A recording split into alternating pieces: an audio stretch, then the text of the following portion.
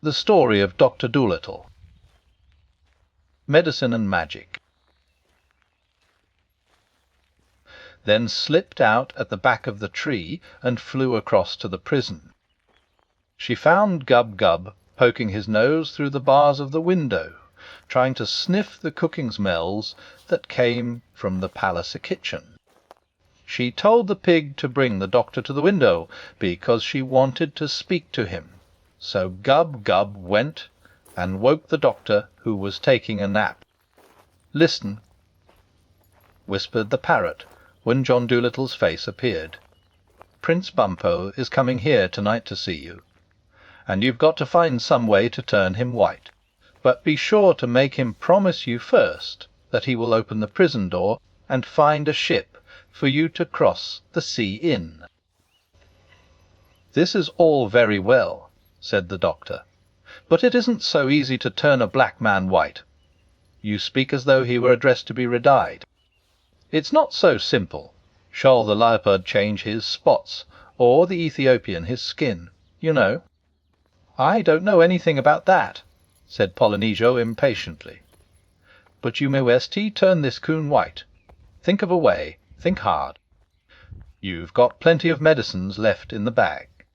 He'll do anything for you if you change his colour. It is your only chance to get out of prison." "Well, I suppose it might be possible," said the doctor. "Let me see." And he went over to his medicine bag, murmuring something about liberated chlorine on animal pigment, perhaps zinc ointment, as a temporary measure, spread thick. Well, that night Prince Bumpo came secretly to the doctor in prison and said to him, "White man, I am an unhappy prince. Years ago I went in search of the Sleeping Beauty, whom I had read of in a book, and having travelled through the world many days, I at last found her and kissed the lady very gently to awaken her, as the book said I should. 'Tis true, indeed, that she awoke, but when she saw my face she cried out, 'Oh, he's black!' and she ran away and wouldn't marry me, but went to sleep again somewhere else. So I came back, full of sadness, to my father's kingdom. Now I hear that you are a wonderful magician and have many powerful potions. So I come to you for help. If you will turn me white, so that I may go back to the Sleeping Beauty, I will give you half my kingdom and anything besides you ask." "Prince Bumpo," said the doctor, looking thoughtfully at the bottles in his medicine bag, "supposing I made your hair a nice blonde colour, would not that do instead to make you happy?" "No," said Bumpo, "nothing else will satisfy me. I must be a white prince." "You know it is very hard to change the colour of a prince," said the doctor. "One of the hardest things a magician can do. You only want your face white, do you not?" "Wes, that is all," said Bumpo. "Because I shall wear shining armour and gauntlets of steel, like the other white princes, and ride on a horse." "Must your face be white all over?" asked the doctor. "Wes, all over," said Bumpo. "And I would like my eyes blue too, but I suppose that would be very hard to do." "Wes, it would," said the doctor quickly. "Well, I will do what I can for you. You will have to be very patient, though. You know with some medicines you can never be very sure. I might have to try 2 or 3 times. You have a strong skin?" "Yes." "Well, that's all right. Now come over here by the light." "Oh, but before I do anything you must first go down to the beach and get a ship ready, with food in it, to take me across the sea. Do not speak a word of this to any one. And when I have done as you ask, you must let me and all my animals out of prison. Promise, by the crown of Jolliginki." So the prince promised, and went away to get a ship ready at the seashore.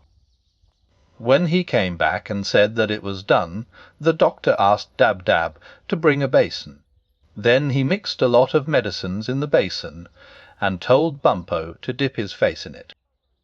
The prince leaned down and put his face in, right up to the ears.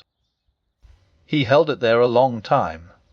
so long that the doctor seemed to get dreadfully anxious and fidgety, standing first on one leg and then on the other, looking at all the bottles he had used for the mixture, and reading the labels on them again and again.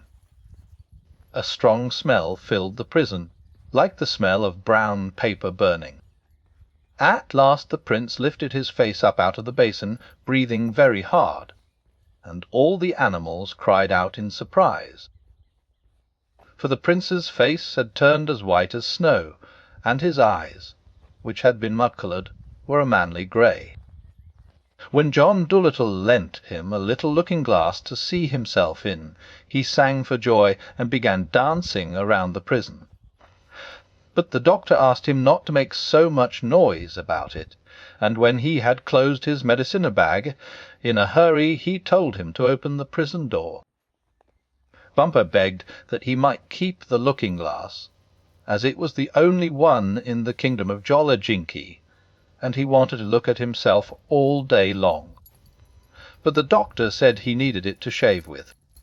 Then the prince, taking a bunch of copper keys from his pocket, undid the great double locks, and the doctor with all his animals ran as fast as they could down to the seashore, while Bumpo leaned against the wall of the empty dungeon, smiling after them happily, his big face shining like polished ivory in the light of the moon. When they came to the beach, they saw Polynesia and Chi-Chi waiting for them on the rocks near the ship. "I feel sorry about Bumpo," said the doctor. "I am afraid that medicine I used will never last. Most likely he will be as black as ever when he wakes up in the morning. That's one reason why I didn't like to leave the mirror with him. But then again, he might stay white. I had never used that mixture before. To tell the truth, I was surprised myself that it worked so well, but I had to do something, didn't I? I couldn't possibly scrub the king's kitchen for the rest of my life. It was such a dirty kitchen. I could see it from the prison window. Well, well. Poor Bumpo." "Oh, of course he will know we were just joking with him," said the parrot. "Thee had no business to lock us up," said Dab-Dab, waggling her tail angrily. "We never did them any harm. Serve him right if he does turn black again. I hope it's a dark black." "But Agee didn't have anything to do with it," said the doctor. "It was the king, his father, who had us locked up. It wasn't Bumpo's fault. I wonder if I ought to go back and apologize. Oh well, I'll send him some candy when I get to Puddalby, and who knows? He may stay white after all. The Sleeping Beauty would never have him, even if he did," said Dab-Dab. "He looked better the way he was, I thought. But he'd never be anything but ugly, no matter what colour he was made. Still, he had a good heart," said the doctor. "Romantic, of course, but a good heart. After all, handsome is as handsome does.